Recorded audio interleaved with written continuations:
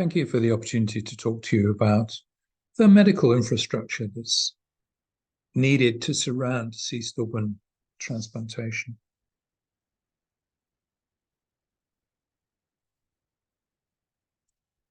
This is a schema that I introduced in one of the earlier talks, and it looks at an overview of both living on the right and deceased on the left, organ donation and transplantation.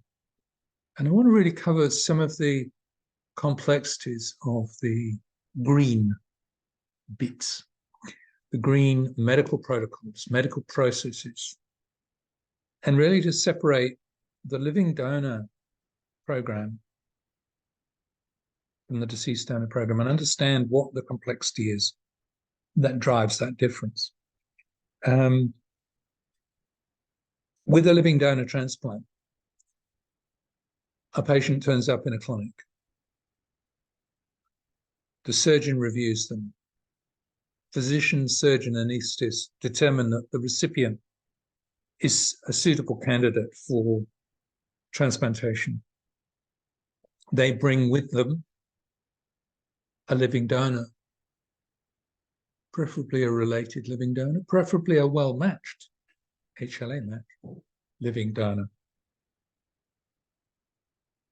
And they need, therefore, to assess the ethics of that donation and the altruism and autonomy of the decision-making and the suitability of the donor to be a donor, but it's still within the context of a clinic visit of an individual patient to see a doctor or more than one doctor. There's nothing different there.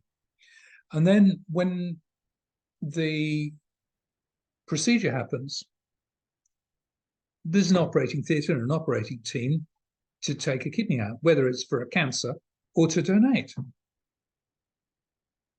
The sole difference here is that you then need the next clinic, the next operating theatre, to do the transplant.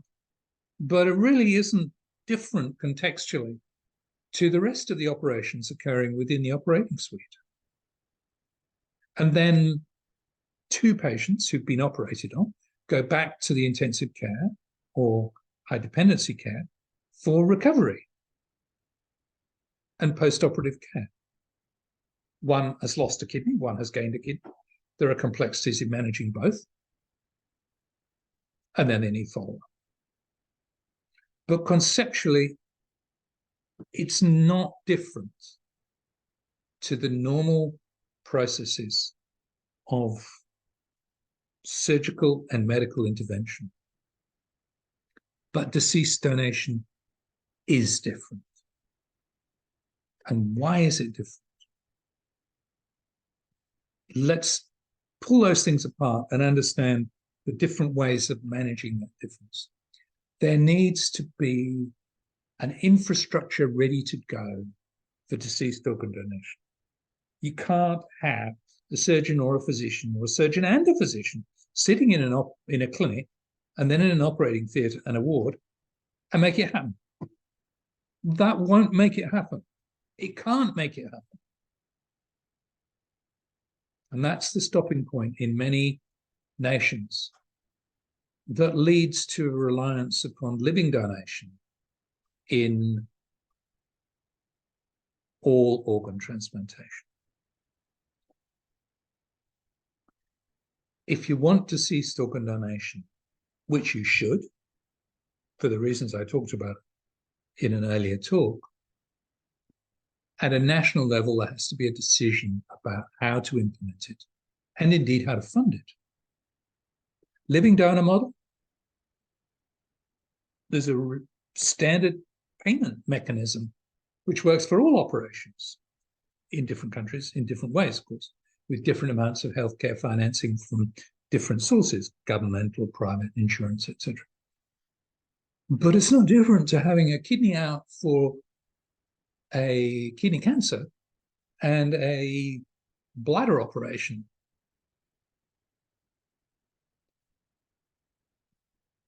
But removal of organs from a deceased donor is completely different.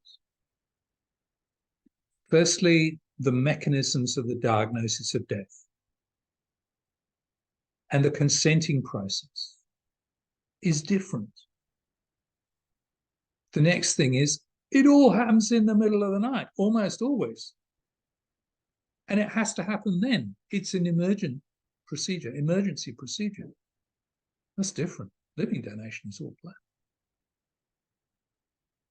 And you've got to implement the medical risk assessment, and which is infectious disease markers predominantly, and recipient cross matches in laboratories now at 2 o'clock in the morning. This needs an invested infrastructure to make it happen. And how are you going to pay for it? Who's going to pay in the context of tertiary hospital care being privately funded? Very difficult to get that financing up to move deceased organ donation from an idea to a reality. But that's what it needs. The surgical retrieval is different. Quite different, actually. And if you're sensible, you dissociate the retrieval from the transplantation. In other words, the surgeon who goes to do the retrieval doesn't, in any sense of the word, own the organs retrieved. The hospital doesn't own. It's a gift to the community. It's not a gift to let somebody make some money out of deceased organ donation. Again, financing systems come into play that are complex. The organ allocation process needs to be decided up front. You can't suddenly turn up with 2 kidneys and say, oh, who should we give these to? It doesn't work like that. It all has to be planned ahead of time, managed, and managed in a way that the community can see it and trust it. Otherwise, you stop at the first point, organ donation. In fact, you stop at the diagnosis of death, because if the intensivists don't trust those terrible renal physicians and surgeons, then it's not going to happen. They're not going to push into a system the organs of patients who they have cared for and tried to provide life to, if they don't trust the medical system that such a donation would go to. So you need to think very carefully about putting in that infrastructure to make deceased organ donation work. We talked about the legal frameworks in a previous talk. So now we need to move from the legal framework, as identified by this statement from the US, an individual who sustained either irreversible cessation of circulatory and respiratory functions, or irreversible cessation of all functions of the entire brain. And you need to move through the legislation, and I pointed out that many countries have varying legislation depending upon each state or province, to a medical framework for translating those simple but clear legal statements into practical bedside operation. And in Australia and New Zealand, we have the Australian New Zealand Intensive Care Society Statement on Death and Organ Donation.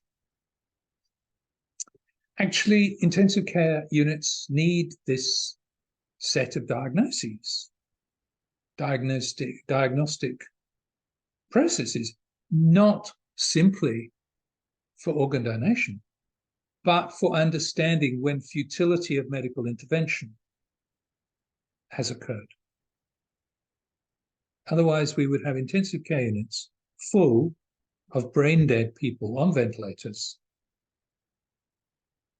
that they could not make a diagnosis on.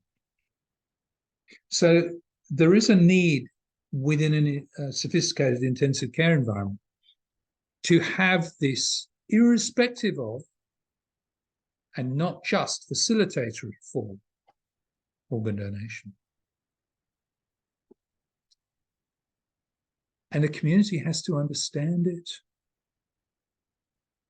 and understand the options within the legal framework for donation.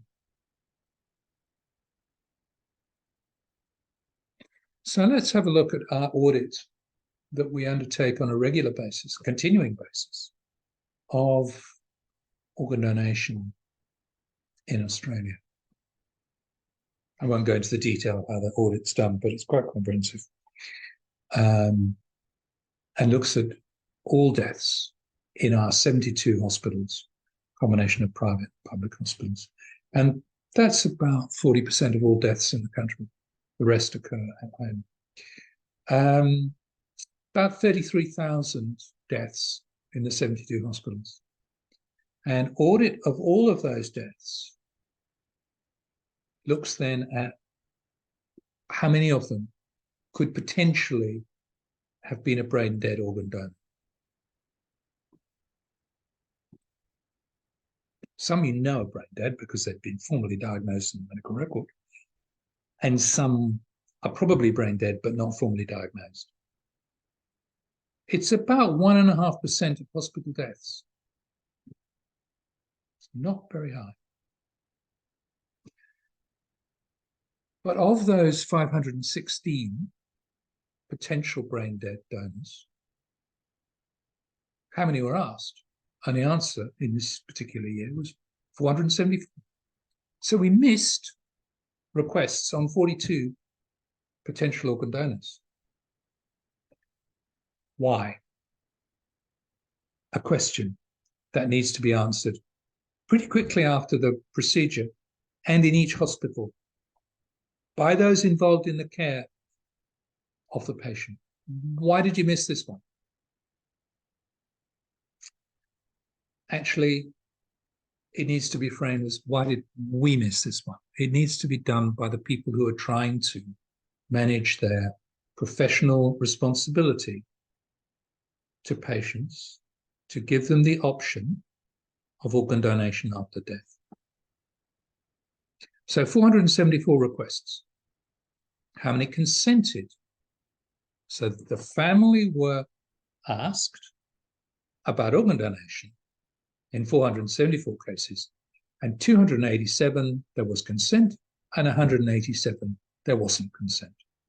Now that may have been because the donor had identified that they do not wish to be a donor in life. That's not very common in Australia. Majority of them will not have commented or will have consented.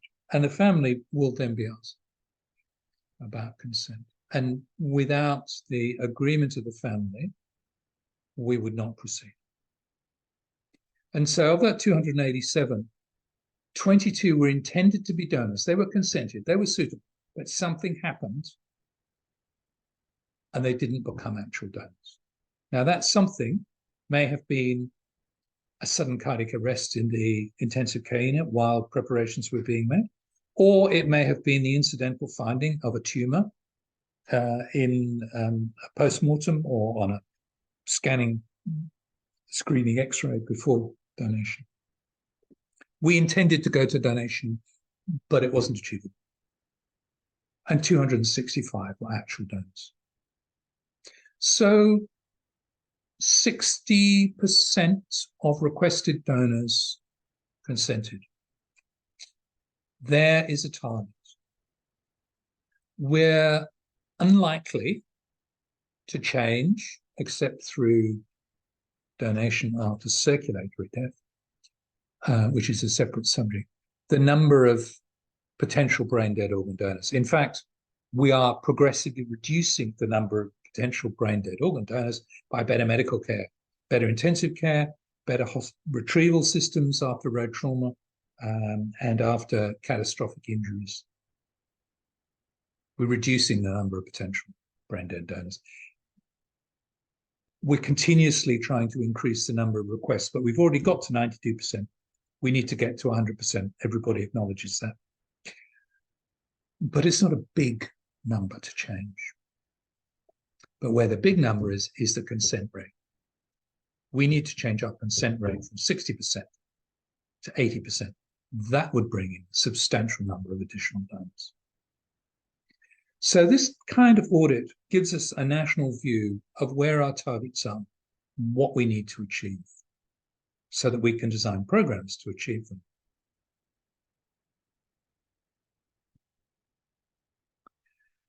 One of the things we do is we look at our large hospitals and we provide feedback to those hospitals about their performances.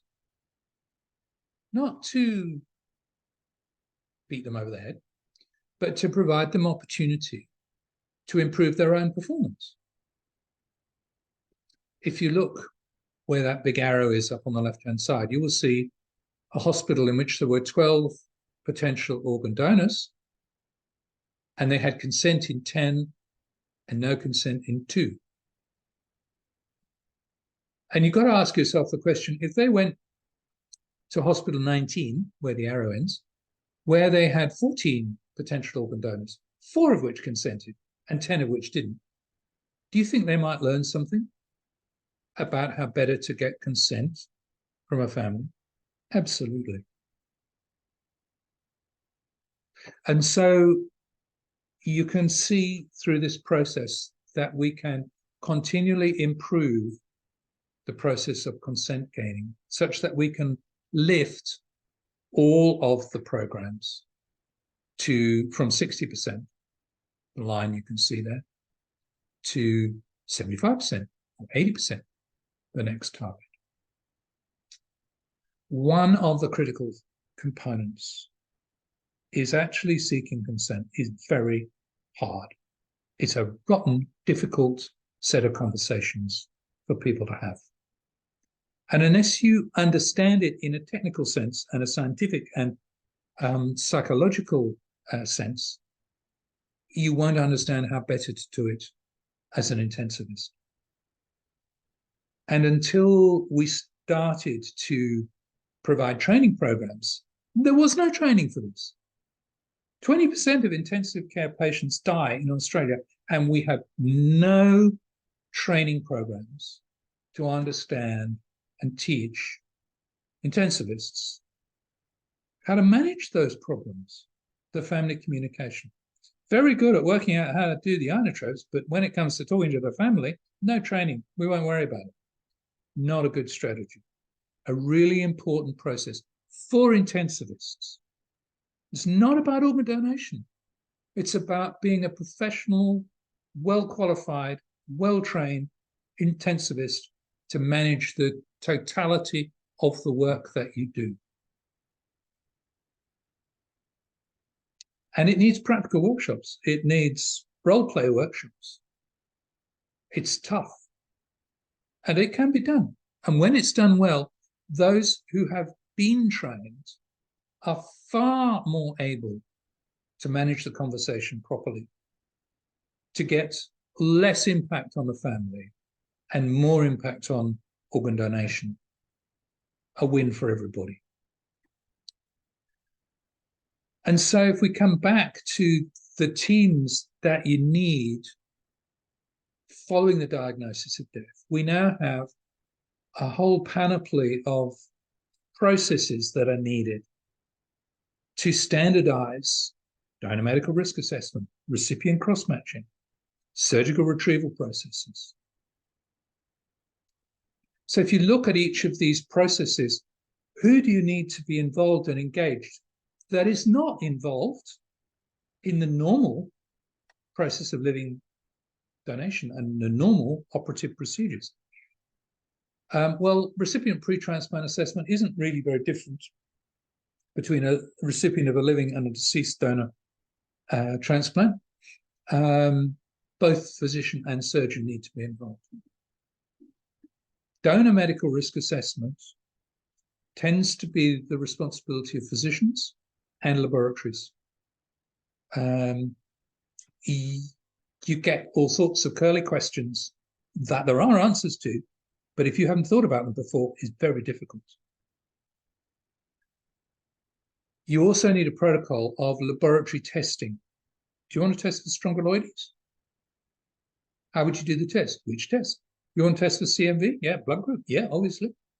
HLA compatibility. We'll come to cross-match in a moment. Do you want to test for HIV, HTLV1, 2, EBV, herpes simplex? What do you want to test for? Tuberculosis. Do you want to use the quantiferon gold test? Why would you do that? There needs to be a standardized mechanism for laboratory testing of infectious disease markers and standardized view for the physician on what is and what is not suitable. Donors died of a glioblastoma.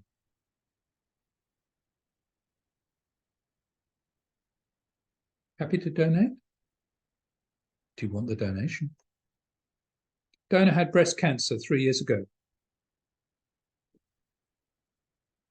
Was it treated? Do you want that organ for your patient? Complex medical risk assessment. And there are answers to those questions I've just posed. Once you've got past the medical risk assessment, you have to come to recipient cross-match, the immunological compatibility of donor and recipient. And at its least level, it requires a laboratory capable of doing HLA matching, HLA typing, and simple cross-matching studies. But it does have to be available 24 hours a day. That's the catch. Surgical retrieval, again, this happens at any time of day or night. It needs a surgeon and a supporting anaesthetist, not to anesthetize the patient, but to stabilize the patient's cardiovascular system. They need to be specialists. They need to be trained. They need to be paid. And then the transplant procedure and the transplant follow-up become much more a standard medical paradigm that we're used to. We have a series of guidelines, and they're easily available and downloadable and transposable to your national needs. And they talk about recipient eligibility, donor eligibility,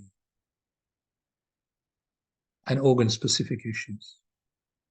There's a complex set of tests on the right, defined as to which tests are undertaken when and how to determine medical suitability. This has been a labor of love and determination for more than 20 years to progressively refine this and keep bringing it up to date with current information. You can't proceed without at least a mechanism to access this sort of information and determine in each country how it should proceed. The surgical procedure, the picture from 1954 on the left, is complex because of the nature of a country, and all are different. In Australia, we have to, if they're not in the same metropolitan area, fly. The country's just too big to retrieve organs easily and in a timely nature to be able to bring them back to transplant programs for transplantation. Different countries are very different with respect to this need. And I just want to emphasize in closing the need for long-term medical care and long-term immunosuppression. If patients think this is a cure and not a treatment, they will be bamboozled into understanding that they need long-term medical care and long-term immunosuppression. They must understand that they need those things. Otherwise, what happens is they will drop out of medical care, they will drop out of immunosuppression, and they will drop out of life as the organ is rejected. And all that effort and investment will be wasted. Great care needs to be put into understanding how to achieve affordable medical care and immunosuppression in the long term. And understanding that with a mature program, you will have patients at all levels of time after transplant needing care with a different protocol of care. Thank you for the opportunity to talk to you.